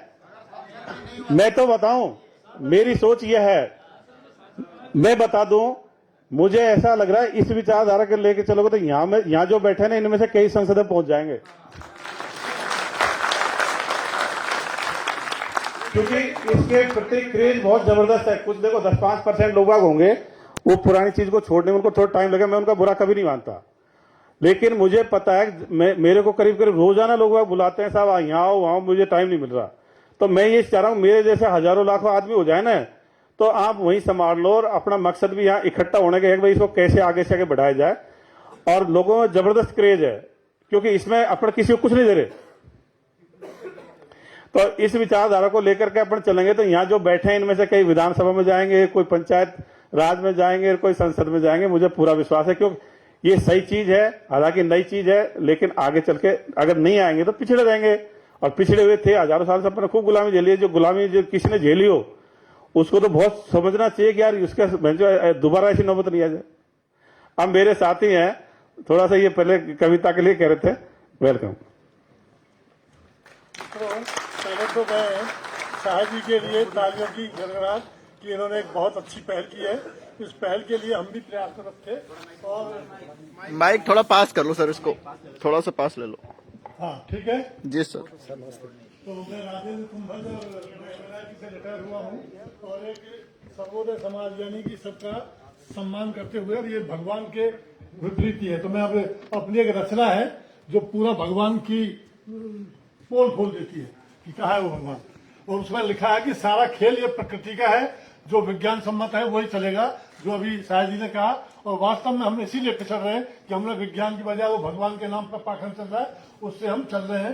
तो ये कविता का शीर्षक है, अभी आप जाओ मत, अभी पृथ्वी की वेदना। और 10-15 मिनट पृथ्वी की वेदना, पृथ्वी बोल रही है, बचाओ बचाओ आवाज आई, मारो नहीं मुझे मैं तुम्हारी माहू भाई। तुम हिंदू हो या मुसलमान, यहूदी या ईसाई हो तो मेरे ही लाल हुए न भाई भाई। क्या भला है ईश्वर अल्लाह गौर में समझ न पाई। प्रकृति बोल रही है, पृथ्वी बोल रही है, क्या भला है ईश्वर अल्लाह गौर में समझ न पाई। सच को झुटला करके हिंसा मार काट बचाई। ईश्वर अल्लाह गौर के नाम पर करते तुम लड़ाई। तुम भ्रम में हो झूठे हैं विश्वास कि ईश्वर ने सस्ती बनाई। जो वास्तव में बात कह रहे हैं वो सही है, कोई ईश्वर नहीं है, न कोई आत्मा है न कोई परमात्मा है। बट गए धर्म के नाम नफरत और घृणा फैलाई। ईश्वर के नाम अपने अपने धर्म की देते दुआई। बार बार युद्ध और विश्व युद्धों से संकट में आई। वो कह रही है मैं बार बार इसी कारण से जो संकट में आई हूँ। मंदिर मस्जिद चर्च में आरती अजान, मंदिर मस्जिद चर्च में आरती अजान, प्रेयर बुलाई और मांगते खुशहाली अमन चैन पर मौत पाई। बार बार हजार बार हुआ कत्लेआम, इतिहास है गवाही। भगवान परलोक कयामत के नाम पर कर रहे तुम लड़ाई, तबाही तबाही। पुण्य और पाप के नाम शान शौकत कहीं भुखमरी छाई। दुनिया में माफिया राज है, सत्ता और सिक्का की लड़ाई। सवाल दर जवाब है, भगवान धर्म से मुक्त होने में भलाई। सवाल दर जवाब है, भगवान धर्म से मुक्त होने में भलाई।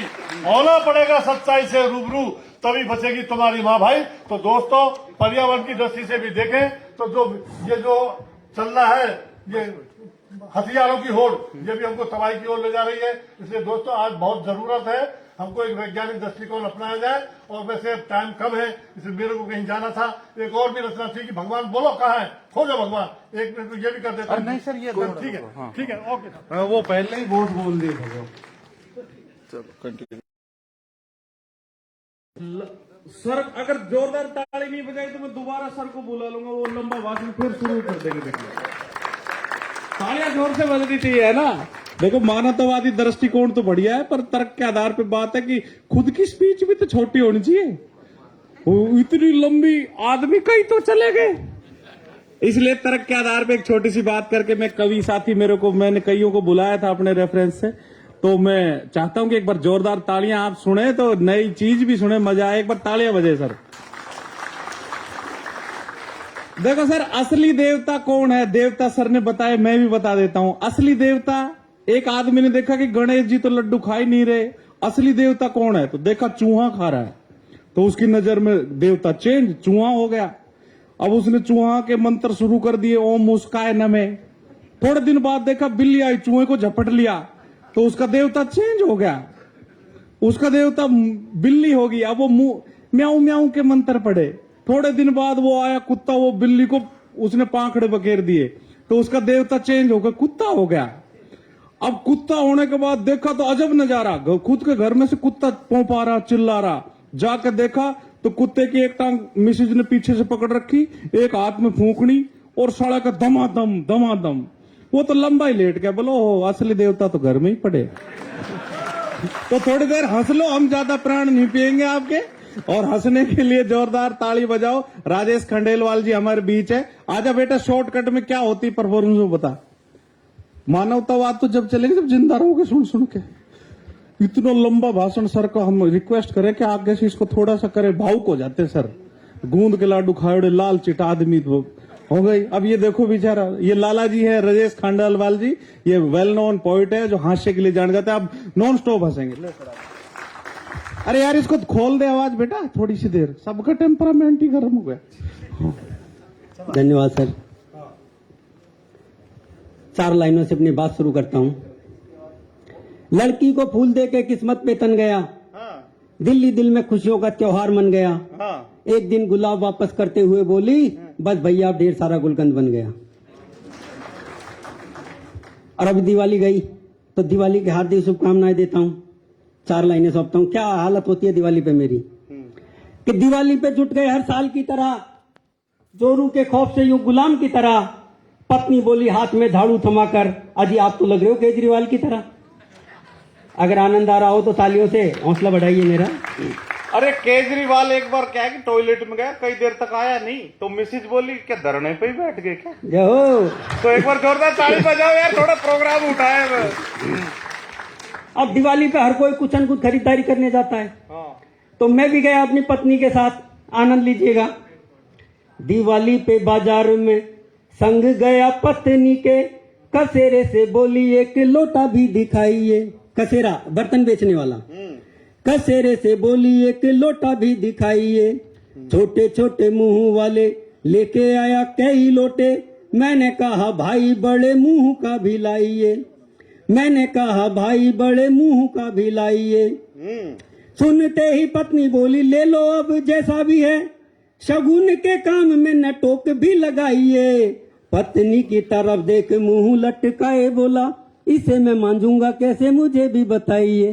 क्योंकि बर्तन मांझने का काम तो मेरा, इसे मैं मांझूंगा कैसे मुझे भी बताइए। राजेश एक बात बताता हूँ कि मांग भरने की सजा कुछ इस तरह से पा रहा हूँ, मांग भरते भरते मांग मांग के खा रहा हूँ। तो एक बार तालियां बजाओ यार, थोड़ा मजा आया जिससे थोड़ा। हाँ आगे देखिएगा। पत्नी बोली एक बार ले चलो मुझे बाजार, सब्जी मंडी लेके गया तब राजी राजी में। और ताजा ताजा दिखे बेर, भाव सुन मुंह फेर, खामी भी निकाल रही ताजा साग भाजी में। खामी भी निकाल रही ताजा साग भाजी में।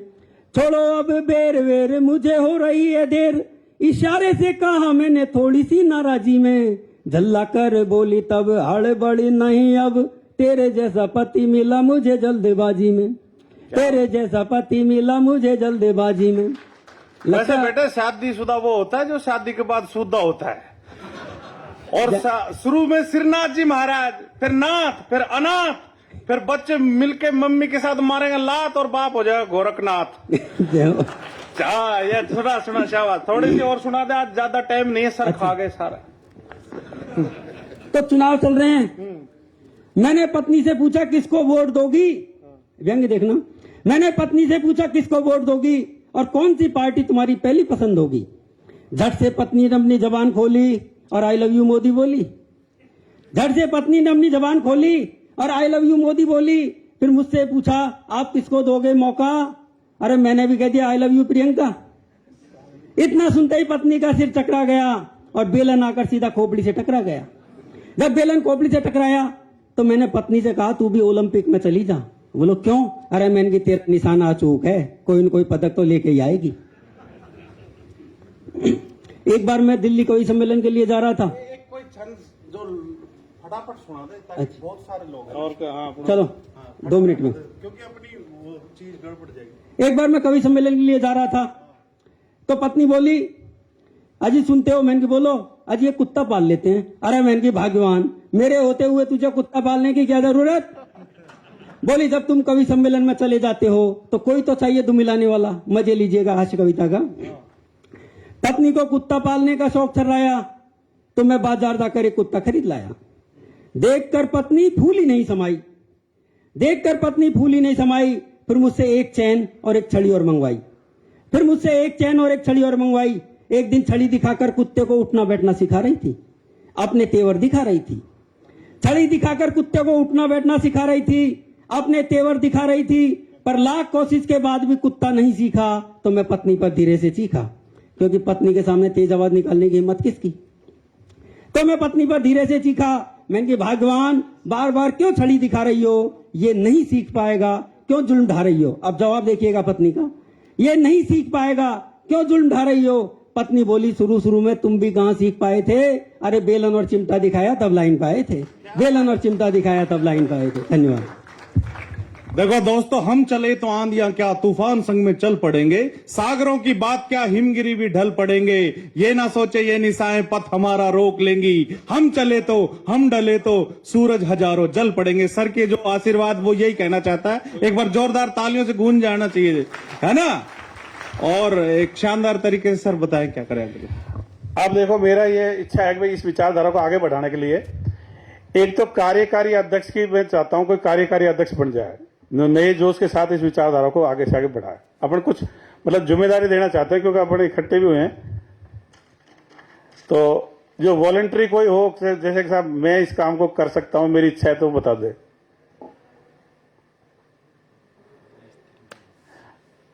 आप कहां के रहने वाले हो? जयपुर के। मैं एक चीज बता दूं, ये अपना विचारधारा घालमेल नहीं हो सकती। जैसे आप जय भीम बोलोगे ना, फिर अपन क्या डाइवर्ट हो जाते हैं, फिर दूसरे लोगों मतलब वहीं पहुंच जाते हैं। अगर इतने स्ट्रिक्ट हो तब आपके मैं नाम लिख लेता हूं, क्योंकि इसमें फिर दो तरह की चीज, क्यों भाई इसमें सहमत हो कि नहीं हो भाई? वो घालमेल हो जाएगा तो पता नहीं लगेगा भाई कौन सी चीज कहना चाहते हैं अपन। जैसे मान लो एक अंबेडकर जी को लेके जाएंगे तो कोई कृष्ण को लेके आ जाएगा, फिर कोई देवनारायण जी को लाएगा, कोई तेजस जी को लाएगा, तो फिर उसमें बैठता नहीं है। हम सबका इज्जत करते हैं, पर ऐसे नहीं एक को बढ़ावा दे दूसरे को रोक दे। क्या नाम आपका? रविंद्र।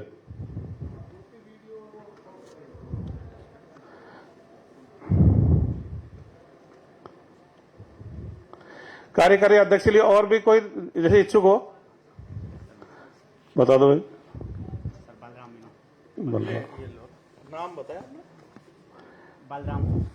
ये जो बोल रहे थे मैं पूरा नहीं लिख पाऊंगा, आपके नाम ही लिख रहा हूं, फिर उसके मोबाइल नंबर वगैरह दे देना। थर्ड और कौन से थे भाई? क्या नाम है? क्या नाम बताया आपने? रुकमराज। और भाई आपका नाम क्या है? आपने खड़ा किया था ना हाथ? नहीं मैं तो उनसे नमस्कार कर अच्छा, पिंटू है क्या? दाढ़ी मूछ काट के ऐसे पहचान लिया। और हाँ, आपका नाम क्या है?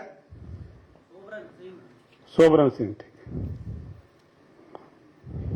आप नाम बोलते रहे सर, लिखते रहे। हाँ, जो जो इच्छुक है ना, फिर अपन वैसे लिख तो मैंने कार्यकारी अध्यक्ष लिखा है, लेकिन और भी अगर कोई जिम्मेदारी दूसरे फिट होगा तो उसमें देखेंगे, क्योंकि आज आपने बताया, फिर आपकी मैं सारी थोड़ी वो भी देख लूंगा, आपकी जो प्रोफाइल है ना पहले की, उसको देख करके, ताकि अपन को। क्या नाम है?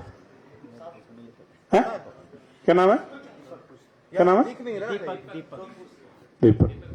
आपका नाम? राहुल जी, कहाँ से हो? हैं? चौक से? चल नहीं रहा। बंद आ रहा है। कहाँ से हो और क्या नाम है भाई? राहुल जी। और पीछे सर आपका? पूर्णमल जी। कहाँ से? ठीक है। और आप? मनोज भाई साहब आए थे पर पता नहीं कब निकल गए। हाँ बता रहे थे, मैं थोड़ी देर के लिए उपस्थित हुआ था। अशोक जी कहाँ से? अभी देख रहा था कमेंट। अपन से पहले निकल गए। इधर आप कह दें। अभी वैसे मौका देंगे, ये थोड़ा सा मतलब सुबह चल नाम आगे फिर आप। क्योंकि सुझाव के लिए तो मेन वो मैं ज्यादा खींच गया, मैंने सोचा कि बहुत सारे नए भी आए और बहुत सारी चीजें क्लियर भी करनी होती जरूरी है, नहीं क्लियर नहीं करेंगे तो कंफ्यूजन में चले जाए, फिर ठीक। आप सभी को सबसे पहले तो जय भारत। मैं कई दिनों से पोस्ट देख रहा हूँ व्हाट्सएप पर, तो लोगों को मैंने कहा भी है, मेरे साथ भी आए हैं। तो आपका कोई सजेशन? किसमें कुछ कहना चाहोगे? इस चीज पे देखिए, जब से सब कह दिया संबंध हुआ है, तो सारा विश्वास करना छोड़ दिया। एक चीज मैं बताता हूँ, विश्वास का अपोजिट अविश्वास होता है, अंधविश्वास एक अलग चीज है। अपन विश्वास और अविश्वास होता है उनका अपोजिट, लोगों का कंफ्यूजन हो जाता है। विश्वास का अपोजिट क्या होता है? अविश्वास। और ये अंधविश्वास तो ऐसा है, ईश्वर अलग और ये सारे कुछ कर रहा है, वो है अंधविश्वास। फिर सर क्या हुआ, मैंने कहा जाना है लेकिन सर कुछ भी होता है, आपने जाना है क्योंकि मुझे तो ये पोस्ट में ये सब तो पेपर देखा आने से पहले एक दिन खबर गाँव की देख रहा था। सिर्फ 1 मिनट की बात है, देखा तो नीचे राशि आ गई, राशि पे लिखा हुआ था आपकी यात्रा सफल नहीं रहेगी, अब मत जाओ। मैंने सोचा यार ऐसा ना कहीं वो बालोतरा में घटना हो गई, बस मुझे आग ना लग जाए। फिर मैंने कहा यार सब ये बातें हैं, बस करके दरवाजा तो होता है, और जब तक जोधपुर से यहाँ आया हूँ जिसमें कोई हुआ ही नहीं, जितने अधिकारी मिले सब खुश मिले और आनंद भी आनंद आया। मैंने कहा बहुत अच्छा लगा।